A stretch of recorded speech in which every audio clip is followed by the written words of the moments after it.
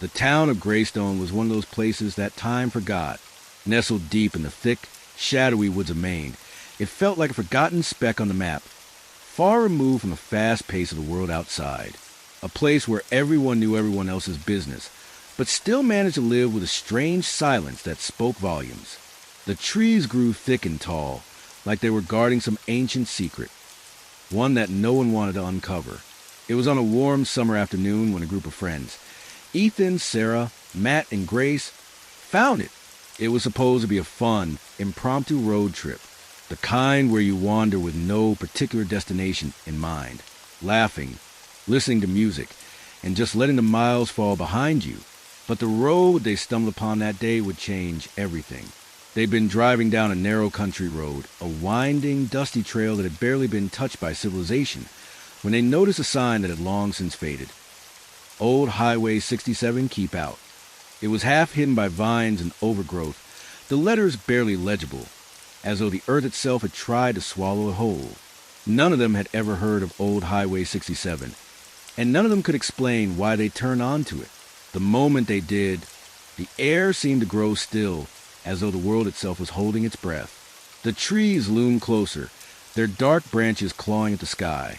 The road was rough, cracked, and uneven, barely wide enough for their car to fit through. There was a strange feeling in the air, like the past and present were colliding, rubbing against each other in uneasy friction. "Maybe we should turn back," Sarah said, her voice tentative. "This doesn't feel right." But Ethan, always the adventurous one, laughed it off. "It's just a back road.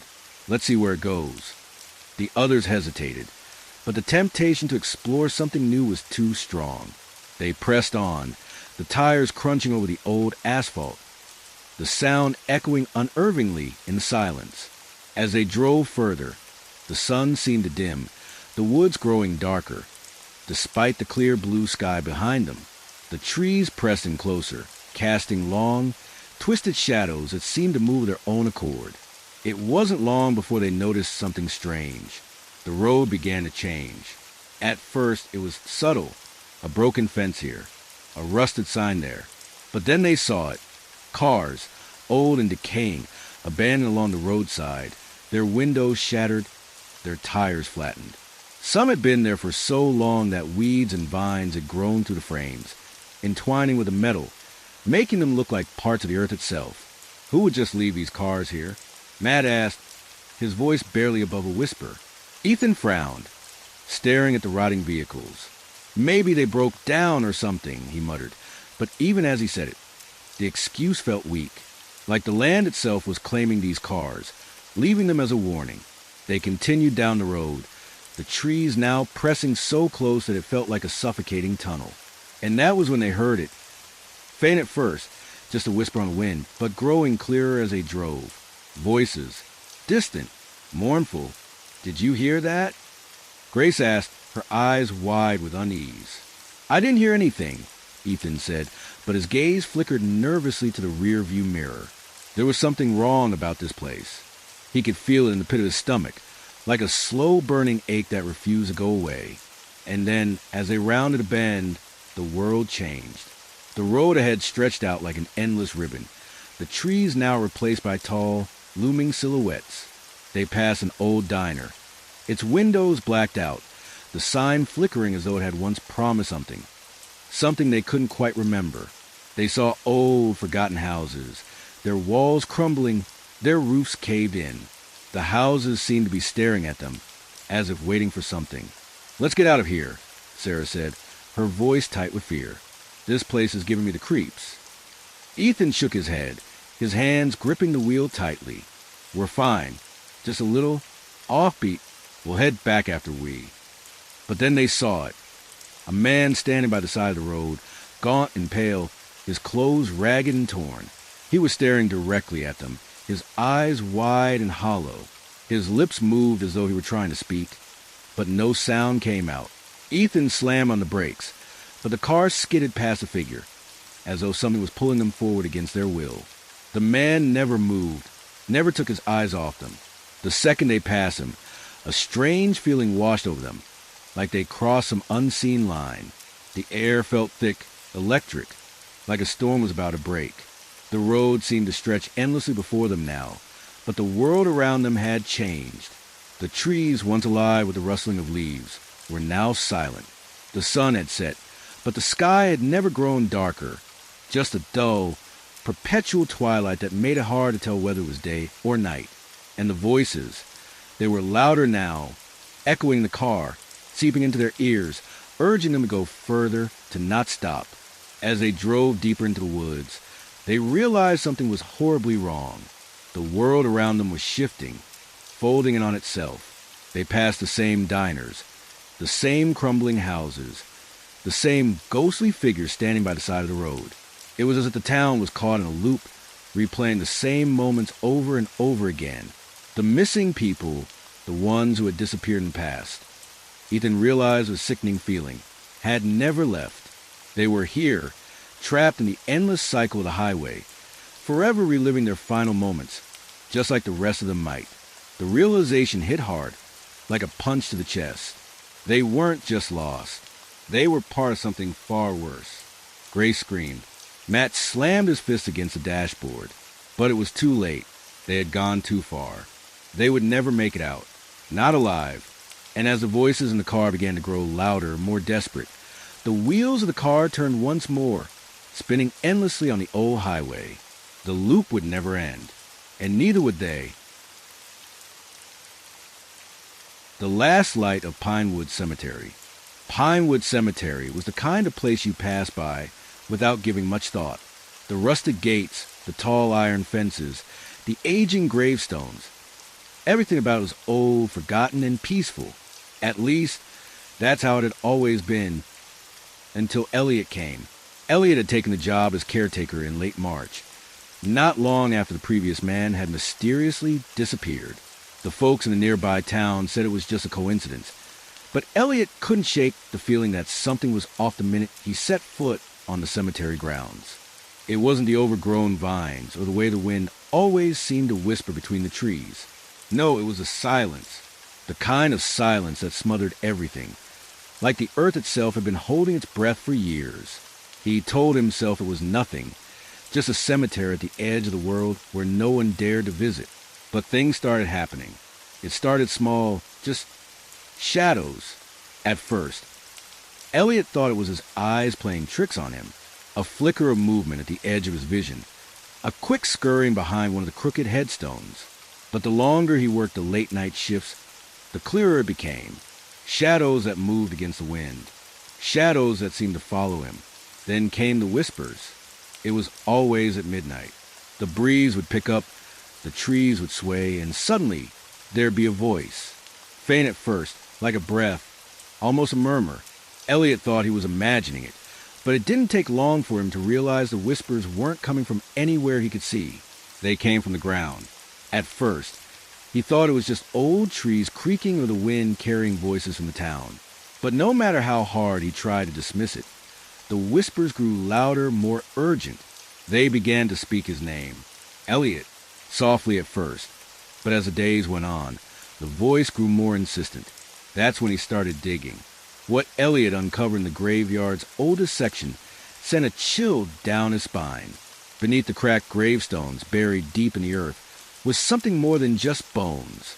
There was a curse, a forgotten curse, tied to the cemetery itself. The curse was tied to the people buried there, the ones who had died long ago. Their names now faded from memory. They were restless, their souls trapped in Pinewood Cemetery, unable to move on. Their spirits clung to the land, desperate, angry, unwilling to leave. As Elliot dug further, the whispers became screams. The ground beneath him trembled, and the air turned thick, heavy with the weight of unseen eyes. He realized too late that the cemetery wasn't just a resting place. It was a prison. The spirits of Pinewood Cemetery weren't just waiting for release. They were angry at the living for forgetting them, angry at the earth for keeping them here, angry at anyone who dared to uncover their secrets. Elliot didn't know if he could break the curse. He didn't know if anyone could, but he could feel it closing in, creeping around him like a thick fog. The shadows that had once been subtle now pressed against him, thick as smoke. The whispers turned into voices, sharp and clear, filling his ears with demands, promises, and threats. He had become a part of it now, tied to the cemetery like the others who had come before him. He could feel his breath slowing, his pulse thudding in his ears. The ground around him was pulsing, as though the earth itself was alive, breathing in time with his heartbeat. He could hear them now, the dead, crying out to him from every grave, their voices clawing at his mind. And then, as the first light of dawn broke over the horizon, the cemetery grew still. The whispers stopped, the shadows retreated, and for a moment, it seemed like peace had returned. But Elliot knew better. The last light of Pinewood Cemetery was never the end. It was just another moment of calm before the storm. And as he turned to leave, the voice came again, soft and close, like a breath on the back of his neck. You will never leave. The doll maker's curse. It wasn't supposed to be a haunted house. When Jake and Emily found the place, it was perfect, charming, quaint, and tucked away at the edge of town.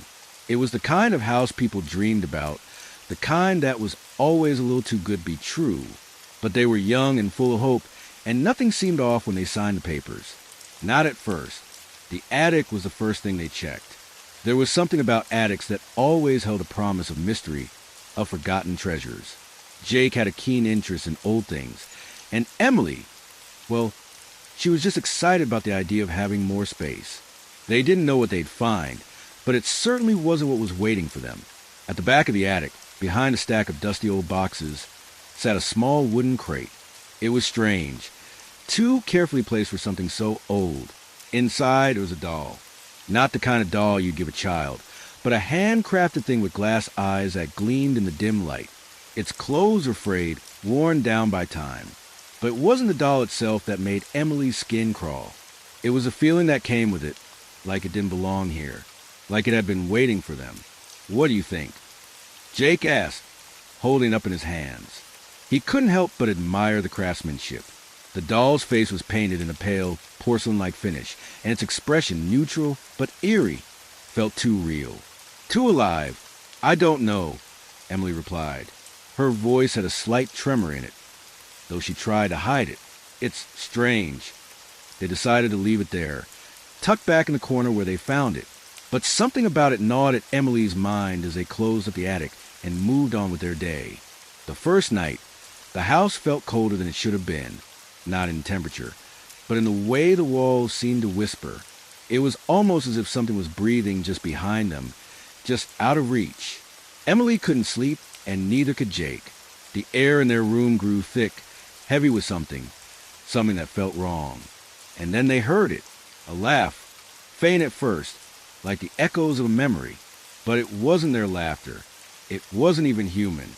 It sent a cold shiver down Emily's spine as she lay frozen in bed. Did you hear that? She whispered, her voice barely a breath. Jake didn't answer at first. He was listening. Then he nodded, his face ashen. Yeah, I heard it too. They tried to shake it off, but the feeling lingered. The doll, though forgotten for the moment, was now a shadow in their minds. The next morning, their son, Max, came downstairs with a strange look on his face. He was only 5, but his eyes were wide, too wide, and when he spoke, his voice wasn't his own. I'm here, the voice said, deep and gravelly like an old man's rasp. Waiting. Emily's stomach turned. Max, she called out, rushing to him. Max, what's wrong? But Max just smiled. A thin, cold smile that didn't belong on his innocent face. I'm ready now. I've been waiting a long time. The doll maker is here. That was the moment when Emily knew there was no turning back. The house wasn't just old. It wasn't just haunted. It was cursed. Days passed, each one feeling heavier than the last. They'd tried everything they could think of, calling a priest, bringing in experts, searching through town for answers. The only thing they found was the name of the man who had once lived here. Decades ago, Isaac Crane, the doll maker. Isaac had been a craftsman, a genius of his time. He'd made beautiful dolls, each more lifelike than the last. But the townsfolk spoke in hushed whispers about him. He'd been obsessed with creating the perfect doll. A doll that could live, that could think, but something had gone wrong. And the last doll he ever made, the one with the strained glass eyes, was said to be cursed. It was said that Isaac had tried to bring it to life, to make a child of his own, but the ritual failed. It twisted him, twisted everything. And the doll, it was said, had taken his soul. Max grew worse. He would wake in the middle of the night, speaking in that same gravelly voice. The laughter, the whispers, they came every night now. And the doll? It wasn't in the attic anymore. It was on the floor beside Max's bed, its glass eyes watching, waiting. Jake couldn't take it anymore. One night, in a fit of desperation, he grabbed the doll and ran. He drove out into the woods, far from the house, and buried it beneath the cold earth. He'd done what needed to be done, or so he thought. The next night, the doll was back. It was on the kitchen table when Emily came downstairs. Its glass eyes were locked on her, cold and lifeless. But she knew. She could feel it. The doll was watching her.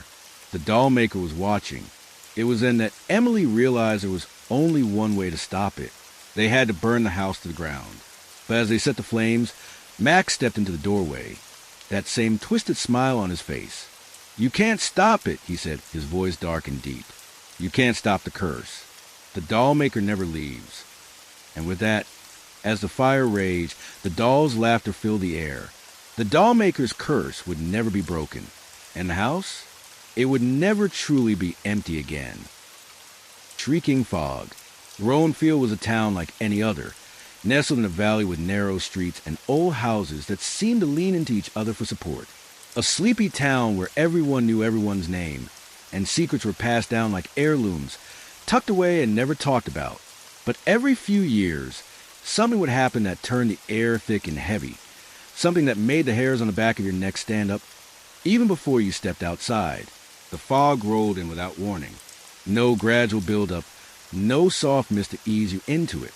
1 minute, the skies were clear, the sun burning high in the sky, and the next, everything was swallowed whole by a blanket of white, suffocating fog. People in Roanfield had learned to live with it, to hide in their homes and pray for it to pass. They'd seen it before, they knew the signs. But what they didn't know was the fog wasn't just a natural phenomenon. It was something darker, something deeper, and it was coming for them. It was a shrieking that no one talked about. No one dared to. People who had ventured into the fog over the years came back changed, hollow-eyed, twitchy, like they'd seen something no one should ever see. And those who didn't return, their names were carved into the town's history, whispered in hushed tones, only half believed by those left behind. Among the teenagers of Roanfield, there was always one group that thought they were invincible, untouchable by the curse that hung over the town. They were reckless, daring, and young. The fog never bothered them. They thought it was all just some old town myth meant to scare the kids. That was their first mistake. It started with Matt, a lanky guy with more confidence than sense, who dared the others to go into the fog one evening, just as the sun dipped below the horizon, and the first signs of the mist started to roll in. "You scared or what?" he had challenged, smirking at the hesitant looks from his friends. Of course, they weren't scared. Who could resist the thrill of defying a legend, of laughing in the face of something so ridiculous as a fog that shrieked? So, at midnight, they gathered at the edge of town, just beyond the old church where the fog always seemed to start. As they stepped into it, the air thickened immediately, a weight pressing down on their shoulders, on their chests. They could barely see a few feet in front of them. The sound of the world outside the fog were lost. Everything felt muffled, like they were walking through a dream or maybe a nightmare. And then they heard it, a distant, shrill scream, sharp and cutting, like the cry of a person in agony. It came from somewhere deep in the fog, echoing and fading. "Did you hear that?" Sarah asked, her voice trembling. Her eyes darted around, searching the fog, trying to make sense of it. Matt laughed, his breath quick and nervous. "It's nothing, just the wind or animals or something." But as they walked deeper into the mist, the shrieking became clearer. It wasn't the wind. It wasn't animals. It was a voice. Voices, human voices, crying out, whispering, begging for help. And the sound, it was getting closer. "Guys, we need to go back," Sarah said, her voice breaking now. She was no longer laughing. She wasn't even sure if the others could hear the screams, or they were as real as the fog itself. But it was too late. The mist thickened, wrapping around them, pulling them deeper, and with every step, the shrieking grew louder, closer, more desperate. They could feel it now. Something invisible, like hands brushing against their skin, like cold breath on the back of their necks. Then, in the blink of an eye, Matt was gone. One moment, he was standing there, his eyes wide, mouth open to say something, and the next, he was swallowed by the fog, just vanished. The others screamed, ran, called his name, but the fog only swallowed it all, the shrieks of terror joining the chorus of voices that filled the air. They tried to find him. They wandered for what felt like hours, but there was no escape. It was as if the fog itself was a living thing, wrapping its tendrils around them, pulling them in, and then they saw it, his face, pale and wide-eyed, staring at them from the mist. His mouth moved, but no words came out, just a faint, strangled scream, barely audible, as if his very soul was being torn apart. It was then that they understood. The fog didn't just trap people. It claimed them. It absorbed them, swallowed them whole, and in return, they became part of its story, part of the whispers and shrieks that haunted Roanfield forevermore. They ran, but the fog didn't let them go. By the time they reached the edge of town, the shrieking had stopped. The fog cleared. The streets were empty, silent, no trace of Matt, no trace of anyone. Roanfield was once again just a town with its secrets. And the fog, it would roll in again, as it always did, waiting for the next group of reckless souls to venture in. But the fog had tasted them now. It had claimed them, and Roanfield would never be the same again. The Whispering Walls. New to the sleepy town of Litchfield, Emma and Jack Collins were looking for a fresh start. They'd moved from the city, too fast, too loud, too crowded. They wanted peace. They wanted quiet. And when they stumbled upon the old house on the hill, it felt like fate. It was everything they wanted. Secluded, charming, with ivy creeping up its weathered walls and a front porch that seemed to call for rocking chairs and lemonade. It was perfect, but from the first night, something felt off. They couldn't quite put their finger on it. At first, it was subtle, just a strange humming noise that seemed to come from the walls. Emma, who was always more sensitive to these things, tried to ignore it. Jack, ever the practical one, brushed it off as the old house settling. "It's just the pipes," he'd say. But Emma wasn't so sure. The whispers started shortly after they moved in. At first, they were faint, like the soft murmur of a crowd from far away. Emma would hear them as she lay in bed, her eyes closed, trying to sleep. She'd turn her head, trying to listen closer, but the voices would disappear. Jack, however, slept like a rock, oblivious to it all. As the days passed, the whispers grew louder. They weren't in her head. She knew that. Sometimes they sounded like words, but not in any language she could understand. Other times, it was just a soft, unintelligible hum, like 1,000 voices speaking at once, all lost in the walls. She told Jack about it, of course, but he just shook his head, not taking her seriously. "It's nothing, Em. Old houses have quirks. Maybe there's something wrong with the wiring or the pipes. I'll take a look." But Jack didn't hear it, and Emma felt increasingly alone, like the house was keeping something from her, something dark and ancient, hidden beneath the layers of dust and wood. She couldn't stop thinking about the sound, like something was trying to talk to her, to pull her in. And then one night, the whispers changed. They became clearer, louder, closer. They seemed to come from all around her, surrounding her, filling the room. It wasn't just a hum anymore. It was like the walls themselves were alive, breathing. As the whispers grew louder, something shifted inside her. A strange compulsion took root, deep in her chest, like a magnet pulling her towards something she couldn't see. Jack started acting different too. At first, it was small things. He'd forget things, important things.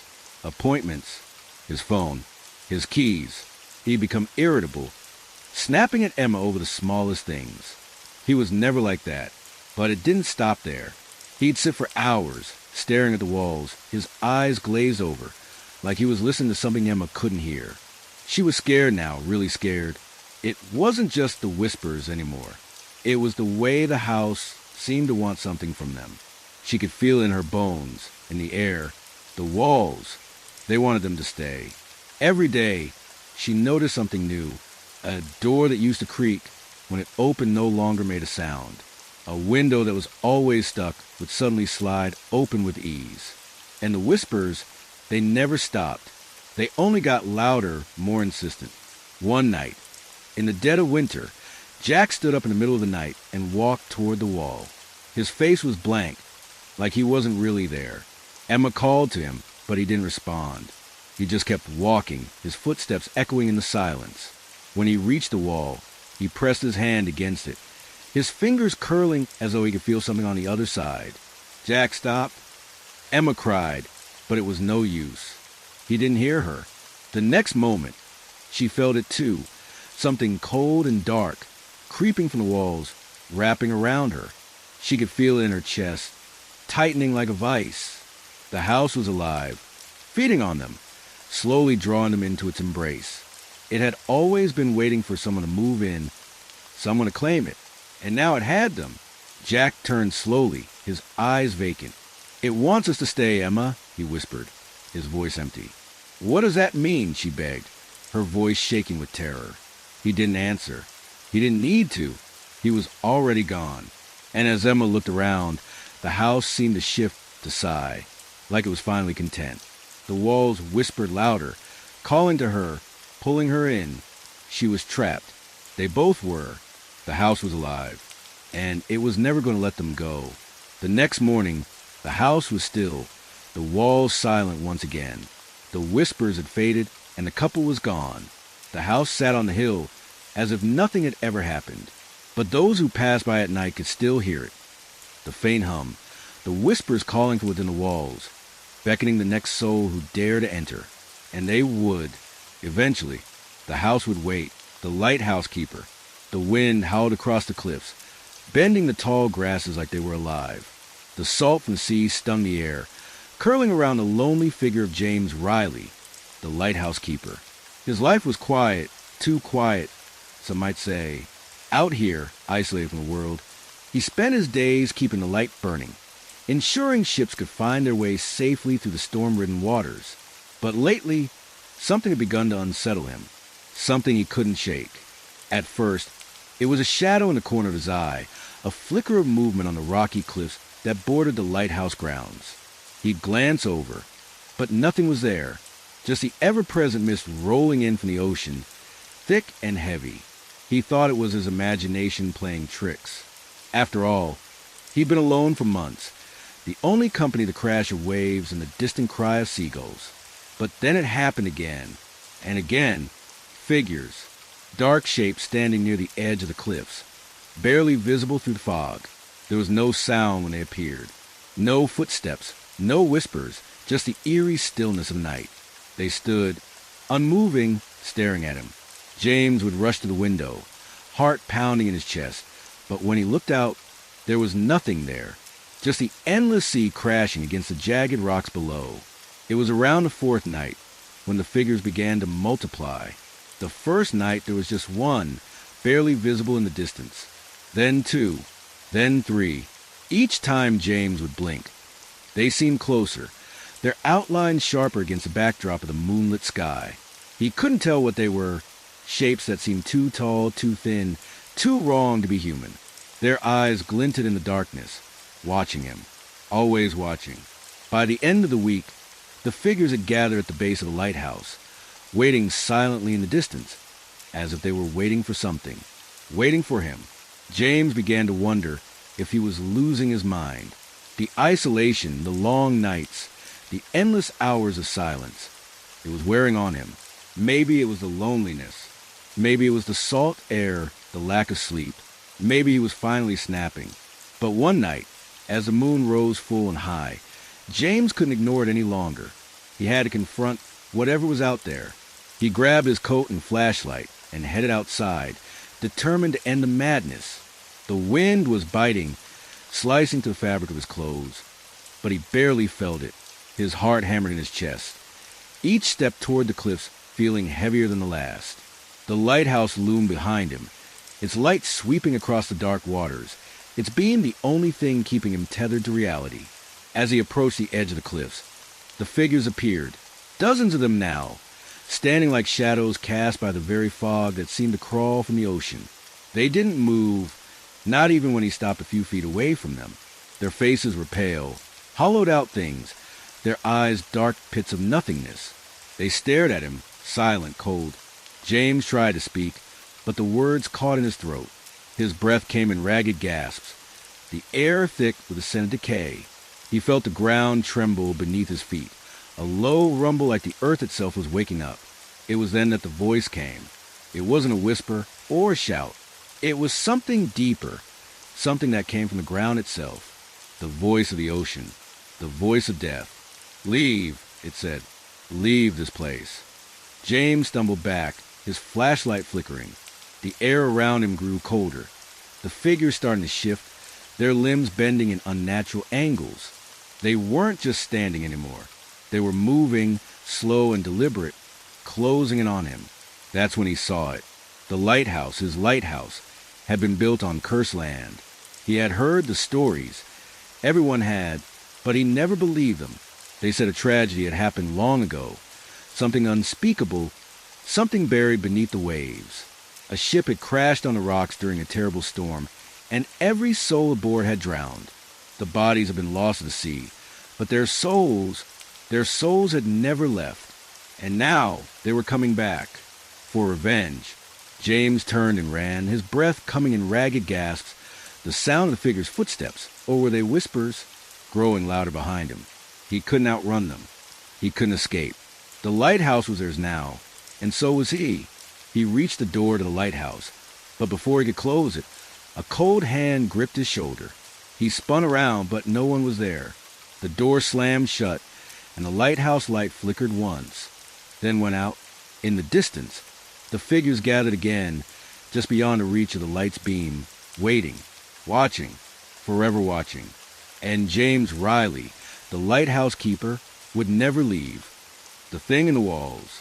It was supposed to be the perfect home. Emma and Jason had searched for months, scouring every corner of the small town for something that felt right. Finally, they found it. A charming two-story house on the edge of town, tucked away beneath a canopy of old oaks. It was exactly what they'd imagined for their growing family. Fresh paint on the walls, creaky floorboards full of character, a yard that was just big enough for their two kids to run wild in. But what Emma hadn't counted on was the feeling, an unsettling tug at her gut every time she walked through the front door. It wasn't like the place was haunted. There was no cold wind or whispering shadows. No, it was something subtler, something that felt wrong in the way the light shifted in the evening, or the air tasted just a little too still. Still, the house was theirs. They were excited. They were going to make memories. They had big plans, renovations, a garden, a fresh start. At first, it was small things. A creak from the walls late at night. A tap, tap, tap, as if something was moving inside. But Emma would chalk it up to settling old pipes, maybe an animal. After all, this house was built in the 1800s. Old houses creaked. But as the weeks passed, the sounds grew louder. The kids noticed it too, whispering about the strange noises coming from the walls. Scratching, scurrying, like something was living there. Jason, always a skeptic, dismissed it. "It's probably rats," he said one evening, his voice heavy with exhaustion. "We'll put up some traps." No big deal. But it wasn't rats. Emma woke up one night to the unmistakable sound of footsteps, slow, deliberate, shuffling across the floor. She thought it was one of the kids, but when she checked the hallway, no one was there. That's when she heard again, this time from the walls, a soft murmur of voices, words, indistinct and strange. Her heart began to race. "Jason," she whispered urgently, shaking him awake. "Do you hear that?" He blinked groggily, still half dreaming. "It's probably just the house. Go back to sleep." But Emma couldn't sleep. She lay there, listening, waiting. The voice was faint but clear, a low whisper just beneath the surface of her awareness, like it was trying to speak to her. And then, as quickly as it came, it was gone. The next day, The scurrying grew louder. It was no longer confined to the walls. It was in the floors, in the ceiling.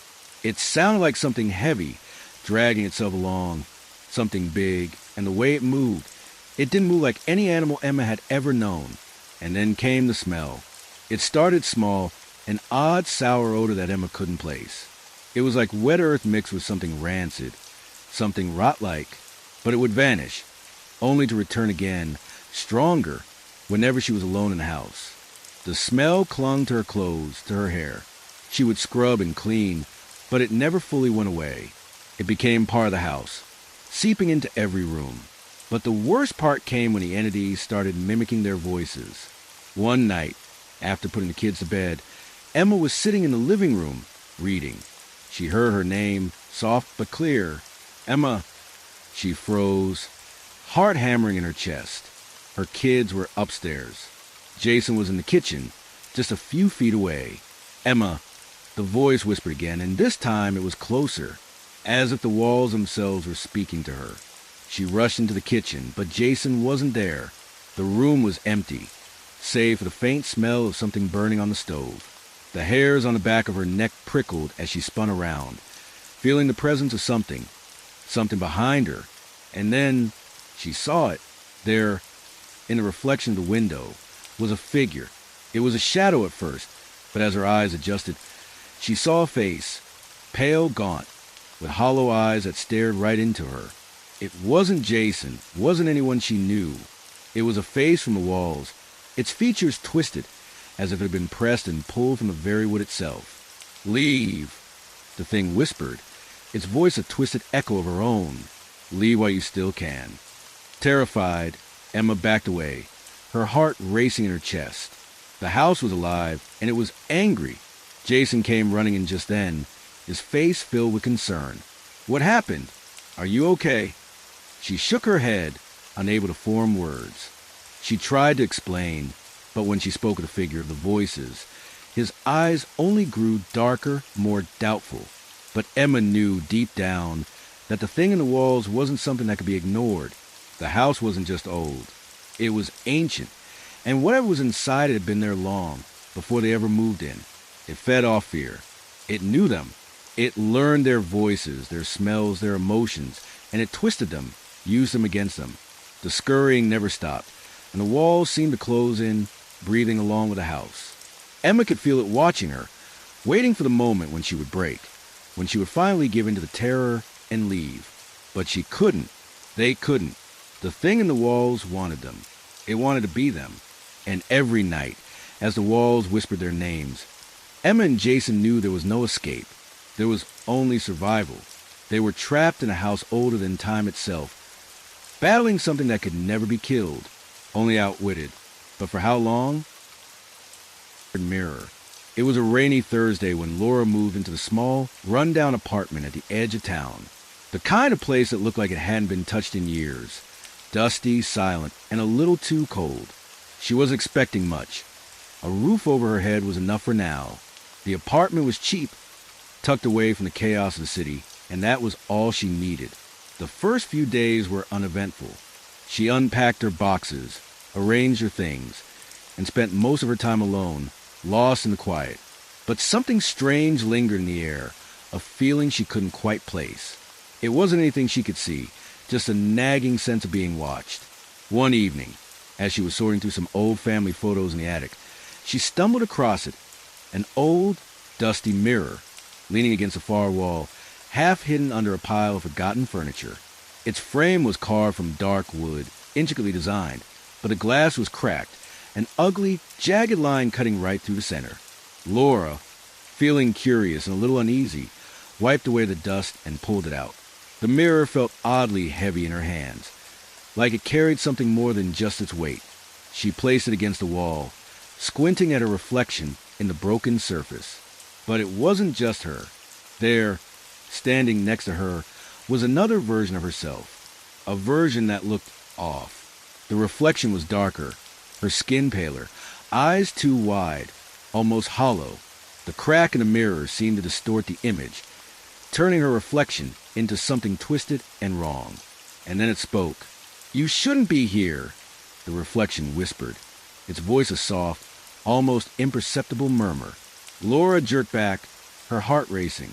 She blinked, expecting it to be a trick of the light, or maybe her tired mind playing games with her. But the figure in the mirror didn't disappear.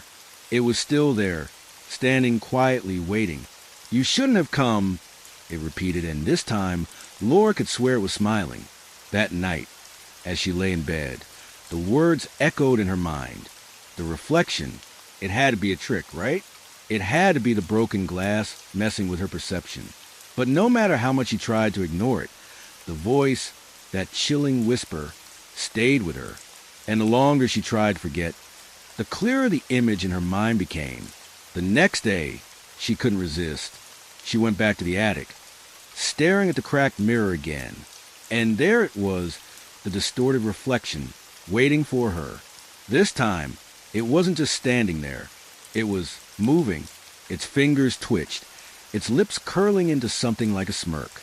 Laura reached out, unsure why, but compelled to do so. Her fingers brushed against the cold glass, and as soon as they made contact, the reflection's smile grew wider. "You shouldn't have touched it," it said, its voice low and seductive now. "You're already part of me." Laura pulled her hand back, a chill running through her veins. Her heart pounded. What did that mean? Part of her?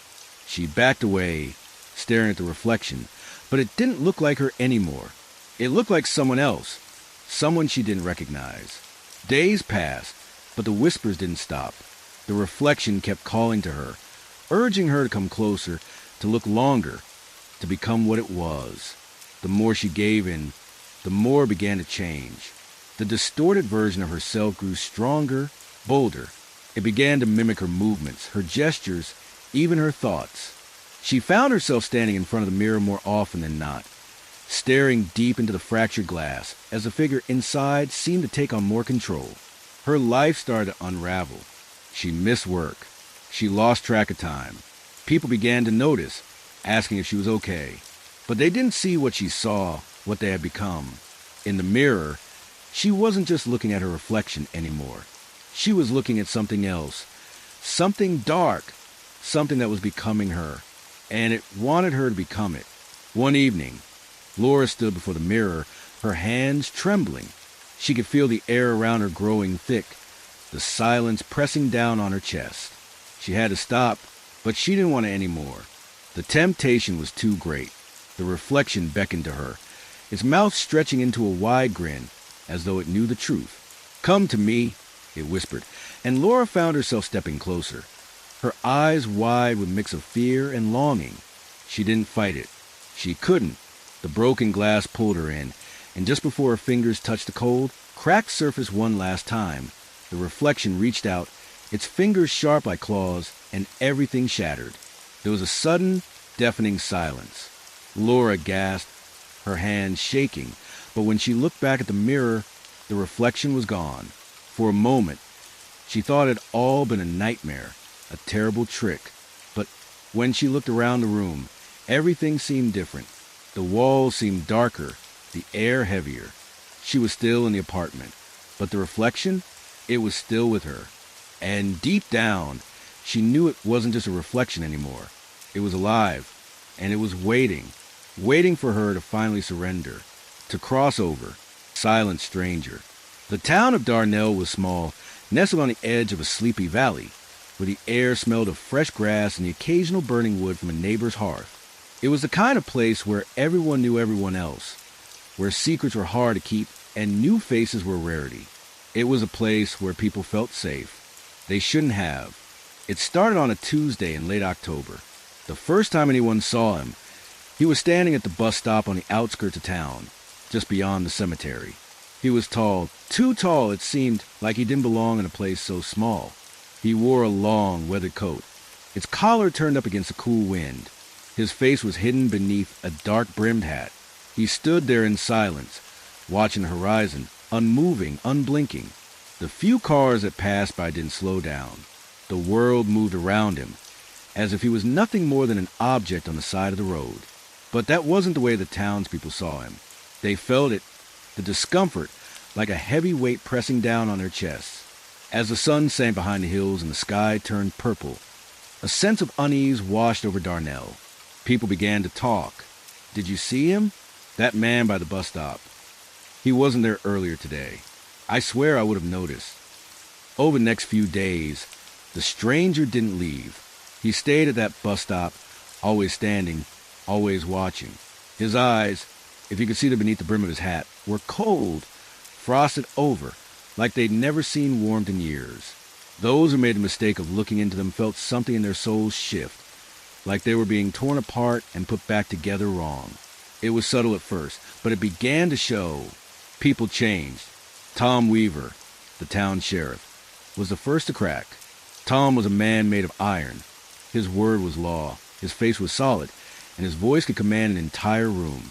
But after one brief encounter with a stranger, something inside of him snapped. He became erratic, disoriented. His decisions in the days that followed didn't make sense. He was seen walking the streets at night, talking to himself, muttering under his breath, looking over his shoulder like something or someone was following him. It wasn't long before other townsfolk began to feel the same way. Every time someone laid eyes on the stranger, they would start to spiral. They couldn't sleep. They couldn't think straight. Something was pulling at the edge of their minds, like the stranger had reached in with invisible fingers and was tugging, gently but relentlessly, on their deepest fears. Then the first death came. It was Clara Matthews, the librarian. She was in the middle of a conversation with some children when she turned, saw the stranger, and screamed. She collapsed right there, clutching her chest. No one could explain it. The doctors couldn't find a single reason why she died. There was no trauma, no illness. It was as if her life had just slipped away. The next day, it was Margaret Harper, the florist. She was walking past the diner when she locked eyes with the stranger, and in an instant, she crumpled to the ground, blood pooling from her nose and ears.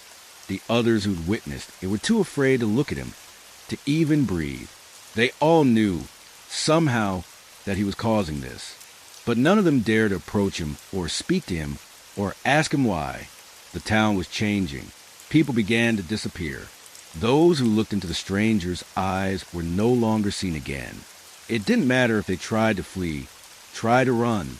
It was as if he knew them, as if he could see deep into the parts of their soul that no one else could touch. The terror that spread through Darnell was palpable, suffocating. And then the whisper started. People talked in hushed voices, gathering in dark corners, asking the same question. Who was he? What was he? Some said he was a demon, cast out from hell to feed on the suffering of the living. Others thought he was a ghost, a restless spirit bound to wander from town to town, leaving death in his wake. Some even thought he was something far worse, a creature, a force of nature, older than time itself, sent to punish them for things they hadn't even done yet. But none of them could understand what he truly was. One evening, under the dull glow of street lamps, Sarah Mitchell, a local schoolteacher, gathered what little courage she had left and walked up to him. The stranger didn't move. His head didn't turn. He didn't acknowledge her presence. But Sarah knew. She felt it, the pull, the crushing weight of his stare. She stepped closer, her breath coming in shallow gasps. The closer she got, the more she felt the darkness surrounding him, like it was waiting, coiling, ready to consume her whole. "You don't belong here," she whispered, barely audible.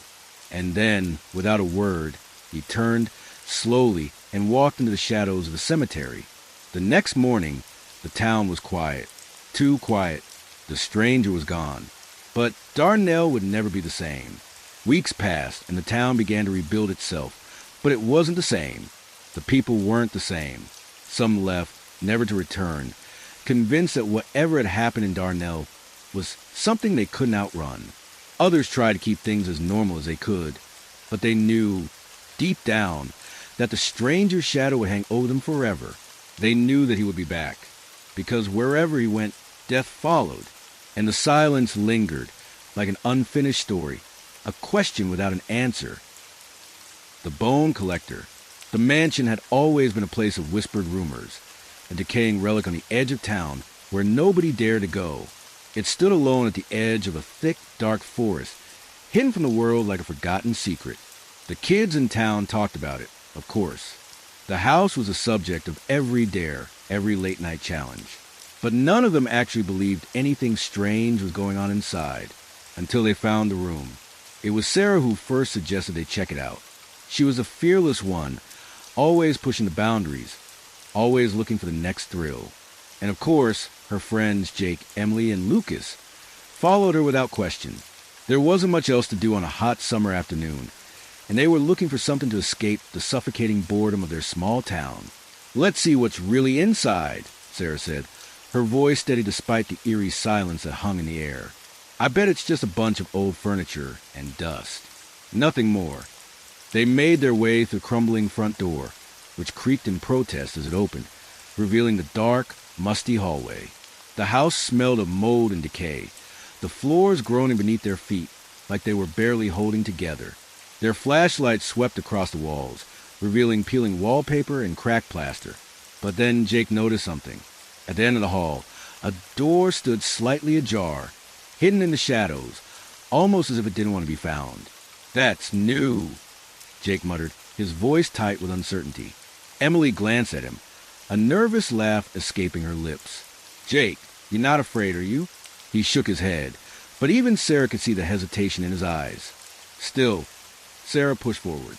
She was already moving toward the door, her curiosity stronger than her fear.